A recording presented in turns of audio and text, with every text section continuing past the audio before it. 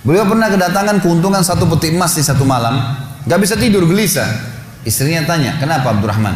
Dia bilang, saya gak bisa tidur nih, belum pernah ada keuntungan sebesar ini.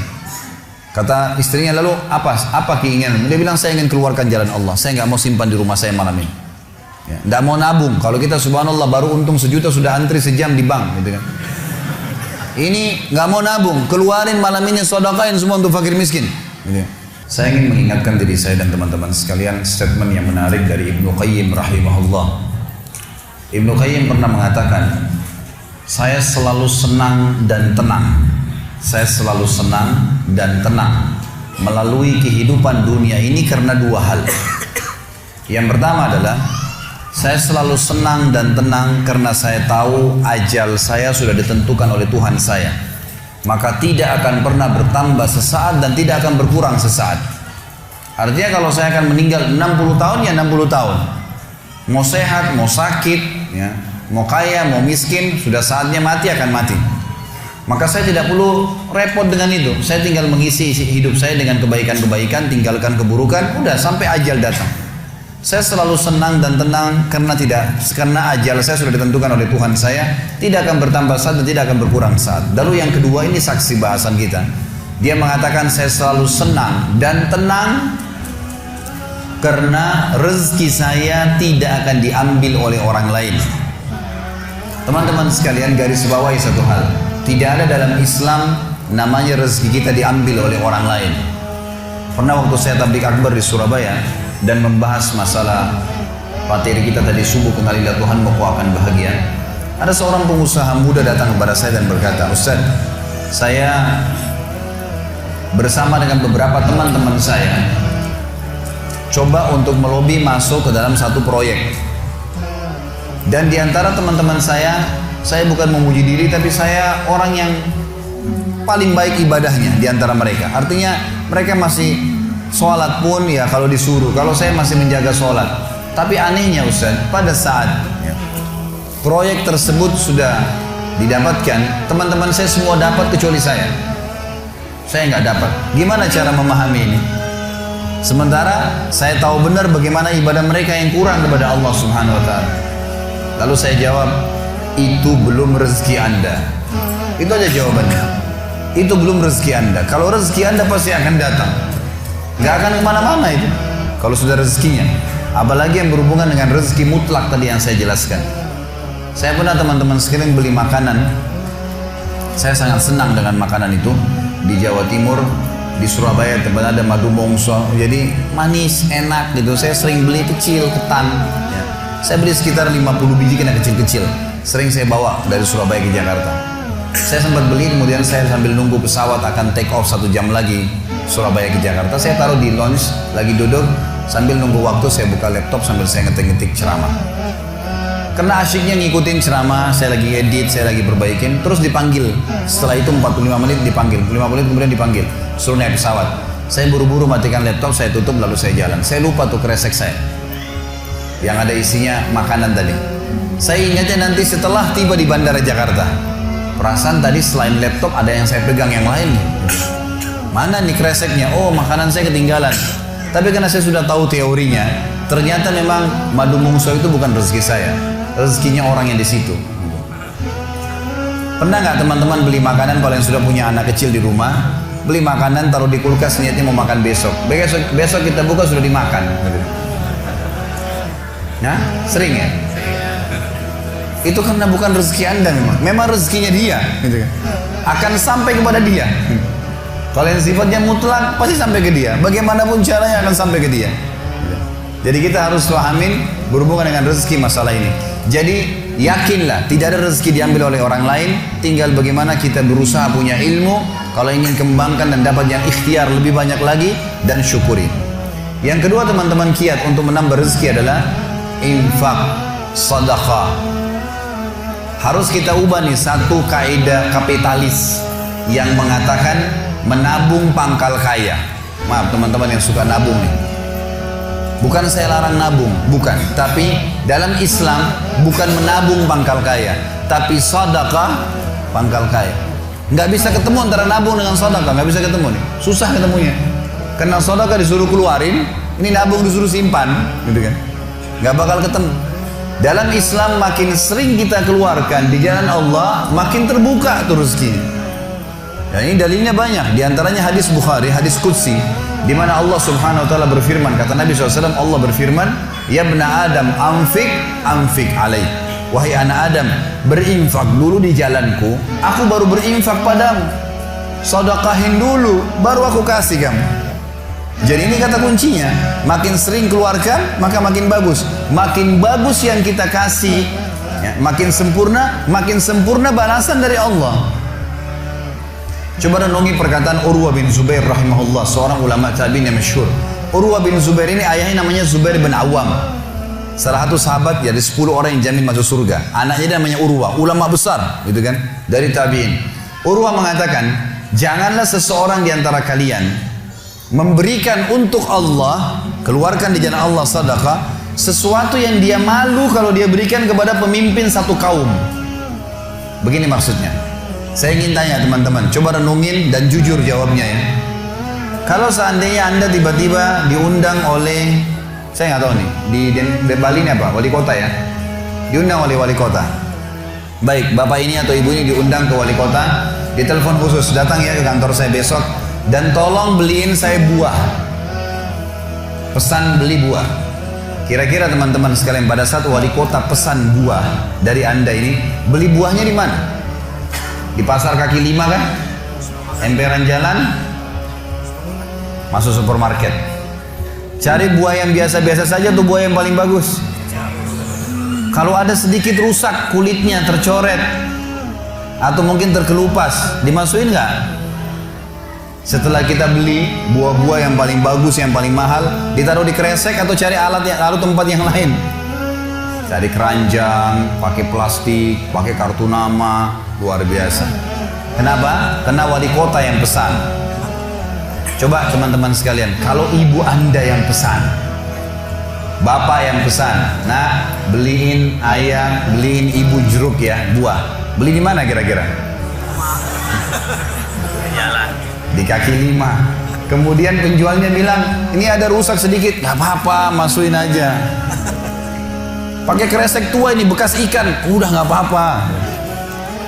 Ini yang Urwah rahimahullah berkata, janganlah seseorang di antara kalian ya memberikan untuk Allah di jalan Allah. Orang tua kita tuh kalau bakti luar biasa pahalanya kan gitu. Yang kalian malu kalau kalian berikan kepada pemimpin satu kaum. Mestinya ibu ayah kita tuh dibuatin kayak tadi tuh, malah lebih hebat daripada itu. Pilihin buah yang paling bagus, dikemas yang paling bagus dan seterusnya. Mestinya begitu. Tapi seperti itulah manusia, karena tidak paham teman-teman sekalian. Sesuatu yang dikeluarkan di jalan Allah akan mendatangkan respon rezeki yang banyak. Ini satu hal yang harus digarisbawahi, dan akan saya bacakan banyak sekali dalil berhubungan dengan masalah itu, di mana Allah Subhanahu wa taala menyuruh kita keluarkan. Ingat, makin baik kita berikan, makin baik juga respon dari Allah Subhanahu wa taala. Coba teman-teman muhasabah nih. Kalau celengan masjid lagi lewat dan Anda punya 1000 baru 1000 tua, yang mana ditaruh? Kenapa 1000 tua yang ditaruh? Karena belum tahu nih, kalau saya berikan di jalan Allah, ini akan datang responnya. 1000 baru yang kita beli air mineral di luar sana, ini pemahaman yang salah. Ini yang kita mau lurusin malam ini. Mestinya teman-teman sekalian cari uang yang baru dikasih ke jalan Allah, yang tua dipakai belanja. Mestinya begitu. Karena makin baik kita berikan, maka makin baik responnya. Gitu kan? Makanya kata para ulama, siapa yang memberikan sesuatu yang baik pada Allah di jalan Allah, Allah akan balas dia dengan kebaikan. Saya akan angkat sebuah kisah teman-teman sekalian. Kisah seorang ulama tabi'in bernama Rabi' ibn Haytham rahimahullah. Rabi' ibn Haytham ini ulama yang sangat terkenal dengan kesolehannya, luar biasa kesolehannya orang ini. Jadi dia di akhir hidupnya, Rabi' ibn Haytham ini muridnya Abdullah bin Umar, muridnya Abu Musa al-Asy'ari, sahabat-sahabat yang mulia. Ini murid langsungnya, ulama tabi'in yang terkenal, Rabi' ibn Haytham. Rabi' ibn Haytham ini di akhir hidupnya sempat stroke setengah badan. Datanglah 2 orang muridnya bertamu ke rumahnya, dan ini termasuk adab yang baik. Kalau teman-teman mendapatkan seorang alim ulama dan memang dia bersedia bisa didatangin, kunjungin, minta nasihat, atau ketemu minta nasihat, atau ada di pengajiannya lah. Mereka datang mengatakan, begitu masuk, kebetulan stroke setengah badan, bagian kiri tubuhnya stroke ini. Ada 4 kejadian di rumahnya pada saat itu. Yang pertama, Pada saat muridnya masuk, muridnya berkata, wahai imam, imam ini kiai, ustadz, wahai imam, apa rahasianya kenapa anda ini bisa mengontrol lisan anda? Tidak seperti ulama-ulama yang lain, masih kadang-kadang ngobrol-ngobrol kosong. Anda ini betul-betul, Rabi ibn Haytham terkenal kalau ngomong nasihat, tanya kabar orang, gitu kan, Quran atau zikir, nggak ada yang lain. Ini itu saja 4 tuh dari lisannya, nggak ada yang lain, luar biasa. Kalau bukan nasihat orang, tanya kabarnya orang lain, gitu kan, apa kebutuhan mereka, kemudian berzikir atau baca Quran. Ini masuk dalamnya zikir adalah doa. Maka dikatakan apa sih, murid-muridnya bilang apa rahasianya anda melakukan seperti ini? Dan ini saya sempat angkat di khutbah Jumat kita kemarin potongan kisah ini. Maka Rabi ibn Haytham mengatakan, wahai murid-muridku, apakah kalian sampai sekarang masih ragu ada Tuhan namanya Allah? Dan kalian masih ragu di pundak kanan dan kiri kalian Allah telah letakkan malaikat yang akan mencatat amal baik dan amal buruk kalian. Dan pasti demi Allah akan dibacakan dan dihisapkan untuk kalian di sana, di akhirat nanti. Artinya saya bisa mengontrol lisan saya karena saya tahu Tuhan saya selalu melihat. Dan ada malaikat yang mengawasi, tidak pernah tidur nih, 24 jam terus mengawasi. Baik dicatat, buruk dicatat. Lalu kemudian muridnya mengatakan, baiklah kalau gitu, dapat ilmu. Kejadian pada saat itu teman-teman sekalian yang lain adalah, yang kedua, baru mau ngobrol sama murid-muridnya, tiba-tiba anaknya Rabi bin Haytham keluar dari dapur, masuk ke ruang tamu pamit. Anak laki-lakinya lalu berkata, wahai ayahku, semoga Allah senantiasa menjaga anda. Ibu saya membuatkan untuk anda makanan namanya halwa pada zaman itu. Halwa ini Bapak Ibu sekalian makanan yang mahal. Bahannya susah, bahannya mahal, buatnya susah, lama diadon berjam-jam baru jadi. Dan ini dimakan oleh pejabat-pejabat gitu. Rabi bin Haytham rahimahullah ini punya ciri khas, mereka tidak pernah rewel. Di rumahnya dihidangkan makan apa sama istrinya, dimakan sama dia, baik sekali orangnya. Udahlah, dunia dilaluin sama dia begitu saja. Maka anaknya datang dan mengatakan, wahai ayahku, ibuku membuatkan untuk anda halwa, makanan yang mahal bahannya dan juga susah buatnya. Tapi anaknya bilang, ibu saya buat halwa buat anda. Ibu saya berharap anda memakannya. Anda memakannya. Lalu kata Rabi bin Haytham, baiklah, keluarkan aja. Dikeluarkanlah makanan tersebut. Lalu halwa ini dipotong-potong karena kue yang bagus dan cukup besar, di nampan besar dipotong-potong. Baru saja Rabi bin Haytham mau memegang dengan tangan kanannya, karena sebelah kirinya sakit. Diambil sebelah kanan. Kemudian dia kasih isyarat murid-muridnya untuk ambil juga. Baru mereka mau pegang, tiba-tiba pintu rumahnya ada yang ketuk. Diketuk. Dia kasih isyarat anaknya, suruh buka pintu itu. Dibuka pintu itu. Anaknya pergi sana. Waktu dibuka teman-teman sekalian, ini ternyata yang ketuk pintu bukan orang biasa. Orang yang luar biasa. Orang gila. Gitu. Jadi bukan orang yang peminta-minta biasa, orang yang luar biasa, orang yang selalu anggap ini udah deh, nggak usah dilayanin, nggak usah diajak ngomong, nggak usah diperhatikan, gitu kan? Orang gila ini ketuk pintu dengan pakaiannya yang lusuh, tidak pakai alas kaki, rambutnya berantakan, kasih isyarat minta makan. Rabi ibn Haytham rahimahullah tunjuk anaknya, suruh datang, angkat nih halwa, kasih orang gila itu. Halwa nih makanan yang mewah, kasih orang gila itu. Dibawa sama anaknya. Anaknya ini Rabi bin Haytham waktu bawa piring itu niatnya ingin memberikan ke orang gila 1 potong, gitu kan. Begitu tiba depan pintu, orang gila lihat makanan enak, walaupun gila tahu juga nih makanan enak, gitu kan. Diambil sama dia piringnya, diambil dimakan semua. Dalam kisah ini dikatakan sampai air liurnya jatuh di situ, dihabisin sama dia. Sudah habis teman-teman sekalian, apa yang terjadi? Orang gila nggak ngerti, dia nggak terima kasih, nggak apa, piringnya dilempar pergi. Anaknya Rabi bin Haytham ini tahu nilainya makanan yang ibunya buat tadi. Diambil piring itu, ditutup pintunya, lalu dia kembali lagi. Kemudian dia bilang sama ayahnya, wahai ayahku, semoga Allah senantiasa menjaga anda. Sebelum saya lanjutkan kisah teman-teman sekalian, saya sarankan juga bahwa teman-teman di sini yang sudah punya anak, biasakan selalu menggunakan doa antara suami istri dengan anak. Itu penting sekali. Karena kata Nabi SAW, jangan ucapkan kata-kata doa yang bisa berbau doa buruk buat kalian, diri kalian, keluarga kalian, dan harta kalian. Karena bisa saja malaikat lewat dan mengaminkannya. Ya. Kita harus selalu doa yang baik, gitu kan. Jadi Rabi bin Haytham membiasakan anaknya untuk dilatih berdoa yang baik. Jadi selalu kalau mau minta tolong, nak, semoga Allah menjagamu, ambilkan ayah ini. Nak, semoga begini, semoga Allah menjagamu, semoga Allah berikan kau rezeki, ambilkan ayah seperti ini. Jadi selalu diikuti dengan doa. Anaknya pun terbiasa mendoakan ayahnya. Dalam kondisi anaknya jengkel karena perilaku si orang gila tadi, Dia kembali, dia masih sempat mengatakan, ayah semoga Allah menjaga anda. Tadi itu ayah yang minta-minta orang gila. Dia tidak mengerti nilainya makanan yang kita kasih.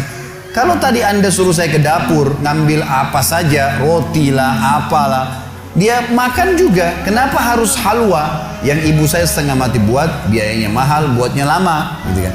Jadi anaknya butuh jawaban nih. Perhatikan apa jawabannya orang beriman kepada Allah dan tahu benar kata kunci bertambahnya rezeki justru dengan sedekah itu. Kata dia apa? Ya waladi, illam yadri, fallahu yadri. Baru dia baca ayat lan tanalul birra hatta tunfiqu mimma tuhibbun. Wahai anakku, kalau orang gila itu tidak tahu nilainya makanan yang kita kasih, nggak penting buat saya. Karena Allah tahu nilainya. Bukan dianya, tapi Allah tahu nilainya. Dan ingatlah firman Allah, kalian tidak akan mendapatkan, gitu kan? Kalian tidak akan mendapatkan balasan sempurna daripada sedekah kalian sampai kalian menginfakkan apa yang paling kalian cintai. Saya suka halwa itu, tapi disuruh kasih. Teman-teman sekalian, pelajaran luar biasa dari kisah ini. Pernah nggak kita berpikir berikan makan orang gila? Kadang-kadang subhanallah kita lihat orang gila ambil di sampah, kita biarin, nggak mau dilihat. Kalau kita nggak kasih makanan, dia siapa yang akan kasih makan? Dan Allah tetap menilai kita sesuai dengan niatnya. Innamal a'malu binniyat. Termasuk saya pernah jelaskan ke jamaah saya di pengajian. Kalau ada orang datang ke masjid kita ini sekarang bawa proposal, teman-teman sekalian. Nih, proposal saya mau bangun masjid. Butuh bantuan 1 miliar. Kita nyumbang semua. Terkumpul 1 miliar. Sebulan kemudian kita tahu orang itu dusta. Rugi kah kita? Tidak rugi sama sekali. Kita akan dapatkan pahala bangun masjid walaupun masjidnya belum dibangun. Karena innamal a'malu binniyat, gitu kan? Allah akan kasih begitu. Siapa yang niat mengerjakan satu perbuatan, niat dalam hatinya, belum dikerjakan dapat 1 pahala. Dikerjakan diberikan pahala 10 kali lipat sampai 700 kali lipat kata Nabi SAW. Jadi jelas sekali, gitu kan? Bagaimana Rabi ibn Haytham mengajarkan kepada kita bersedekah, teman-teman, sampai pada orang gila pun dikasih. Karena Allah akan menilai kebaikan itu. Bagaimana bisa kita tidak lakukan? Maka selesai kisah yang kedua. Kisah yang ketiga adalah muridnya mengatakan, wahai imam, apa nasihat anda? Apa nasihat anda untuk kami dalam masalah ibadah? Tentu yang jadi saksi bahasan tadi orang gila dikasih makan itu ya. Maka dia mengatakan waktu ditanya oleh muridnya apa nasihatnya dalam ibadah? Ibadah kami apa nasihatnya? Sholat, puasa, apa nasihat anda? Maka beliau mengatakan, alaikum bil asrar. Rahasiakan amal soleh kalian. Jangan ceritakan sama siapapun. Kerjakan tapi jangan ceritakan. Udah. Allah sudah utuskan ada malaikat yang catat semua kebaikan. Tidak dibayar, tidak pernah tidur. Lengkap semua data-datanya hari kiamat. Semua dicatat. Rahasiakan amal soleh kalian. Jangan ceritakan sama siapapun. Jangan buka sama siapapun. Baik. Lalu kejadian terakhir di rumahnya adalah teman-teman sekalian. Waktu itu terdengar azan duhur. Stroke setengah badannya. Lalu Rabi ibn Haytham ini saya sekalian berikan motivasi kepada teman-teman yang masih malas sholat di masjid. Rumah Allah harus didatangi teman-teman sekalian. Fadilahnya sangat besar. Kata Nabi SAW, setiap orang ke masjid, setiap langkahnya mengangkat derajatnya 1 langkah, yang 1 langkah mengampuni dosanya. Setiap ke masjid dapat 1 istana di surga, dan pulang dari masjid 1 istana lagi. Hadis sahih semua menjelaskan masalah ini, gitu kan? Belum fadilah sholat berjamaahnya, belum terbangun ukhuwah, belum dan seterusnya. Belum lagi hadis Nabi SAW, siapa yang tidak kehilangan takbiratul ihram pertama imam selama 40 hari, dia akan akan diselamatkan dari sifat kemunafikan. Banyak fadilahnya. Rabi bin Haytham rahimahullah stroke setengah badan teman-teman sekalian. Lalu dia dengar azan duhur, dia kasih isyarat anaknya sudah tahu, suruh datang. Anaknya lalu menopang tubuhnya dia yang sebelah kanan. Minta diantar ke masjid. Stroke setengah badan dan sudah sangat tua. Lalu muridnya bilang, saya lalu kemudian membantu menopang tubuhnya yang stroke. Dan demi Allah untuk kami membawanya ke masjid, kakinya yang stroke terseret di tanah. Lalu saya bisikin di tengah jalan, imam, hai kiai, hai guru, anda kan punya rukhsah, punya keringanan, sholat aja di rumah. Stroke, tua, susah, gitu kan. Lebih baik sholat di rumah. Apa kata dia? Orang beriman tidak mengenal stroke kah, sakit keras kah, ibadah kepada Allah nggak terganggu nih. Kata dia, wahai muridku, aku mendengarkan dengan kupingku ini azan. Hayya 'alas shalah, hayya 'alal falah. Ayo salat, ayo mendapatkan kemenangan dari Allah hanya melalui lisan muadzin saja. Karena semua muadzin sama mengucapkan. Mau orang Afrika, mau orang Arab, mau orang Melayu, azannya sama. Hayya 'alas shalah, hayya 'alal falah.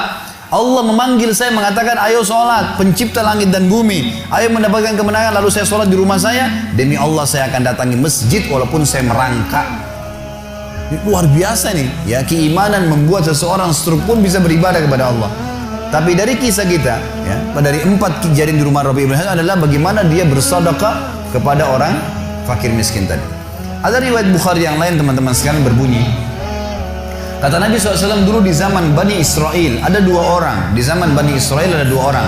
2 orang ini bersahabat, dua-duanya punya kebun. Dua-duanya punya kebun. Kebun ini mereka lagi nunggu hujan dan satu negeri itu belum turun hujan. Tiba-tiba si A sama si B. Si A ini melihat ada awan, kata Nabi SAW, lewat di atas kebunnya. Dan terdengar suara dari awan itu berkata, turunkanlah hujan di kebunnya fulan, kebun temannya dia di sebelah. Maka dia bilang, kata Nabi SAW, orang ini pun mengikuti awan tersebut. Ternyata betul, awan itu menggumpul semuanya di atas kebun temannya, hujan. Tapi cuma kebun temannya, yang lain gak kena hujan.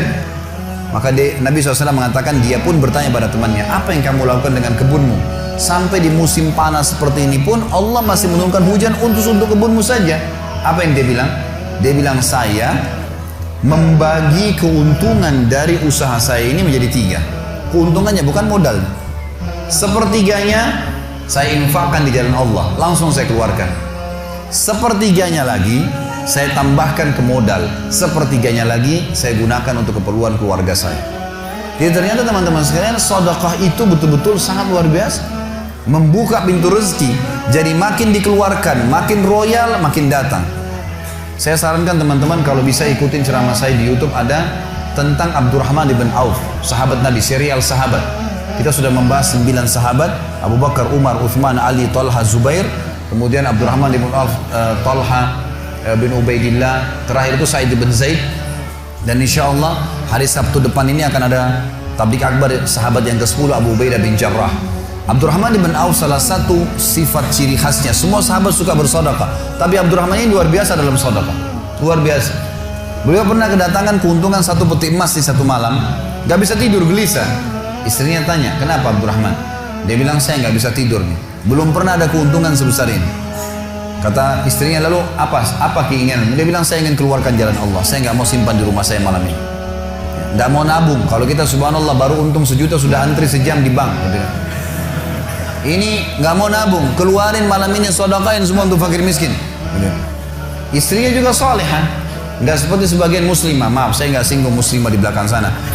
Tapi ada orang begitu, suaminya dapat untung, sebelum disedekahin, sebelum kasih orang tuanya, sebentar dulu, jatah saya mana? Gitu. Ini enggak, istrinya mengatakan sedekahin, ayo kita sama-sama. Dibungkuslah emas-emas itu, koin-koin emas, dirham emas itu, kemudian dibagiin, habis.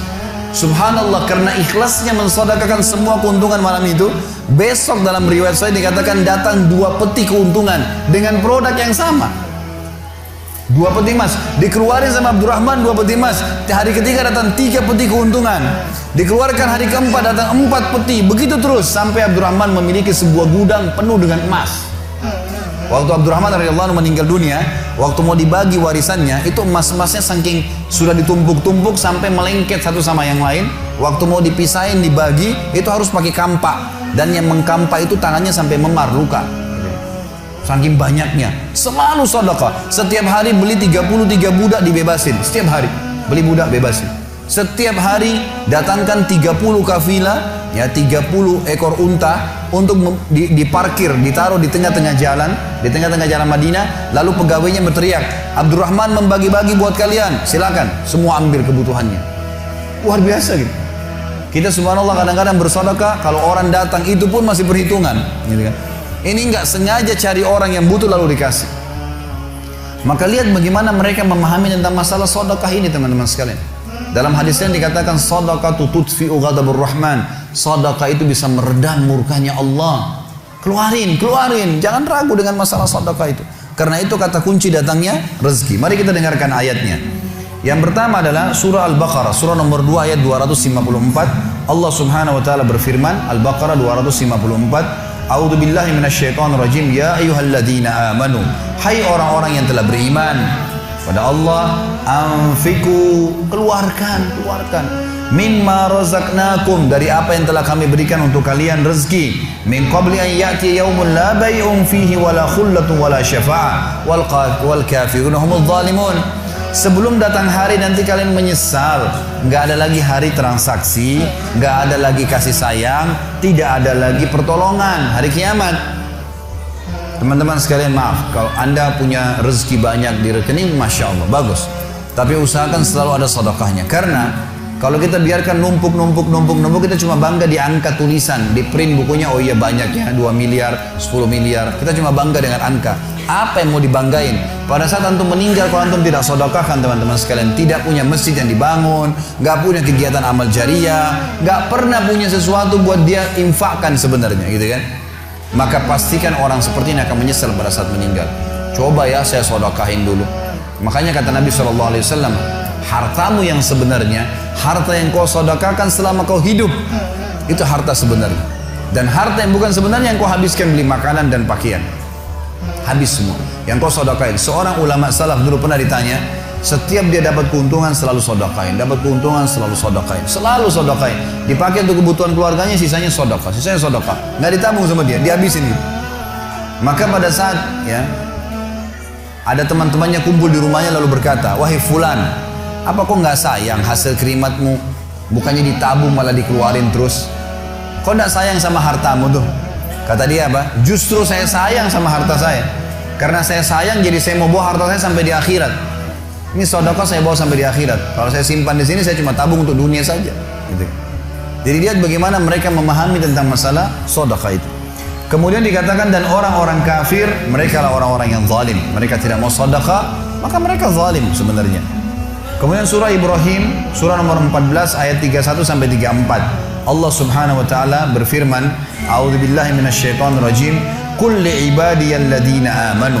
Katakanlah hai Muhammad kepada hamba-hamba saya yang telah mengaku beriman, yuqimus shalah, mereka mendirikan salat, jaga salat 5 waktu mereka, salat-salat sunnah mereka, wa yunfiku, dan mereka bersedekah, menginfakkan, mimma razaqnahum, dari apa yang kami menjadikan sebagai rezeki buat mereka, sirran wa alaniyah, baik sembunyi-sembunyi ataupun terang-terangan. Karena kadang-kadang kalau ada orang minta di pinggir jalan, kita nggak mungkin sembunyikan, tinggal mengontrol supaya tidak riya saja.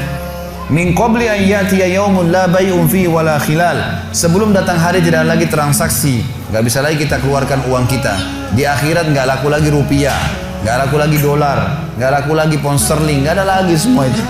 Yang laku adalah yang sudah disedekahkan selama di dunia. Sebelum datang hari yang tidak ada transaksi dan tidak ada lagi persahabatan.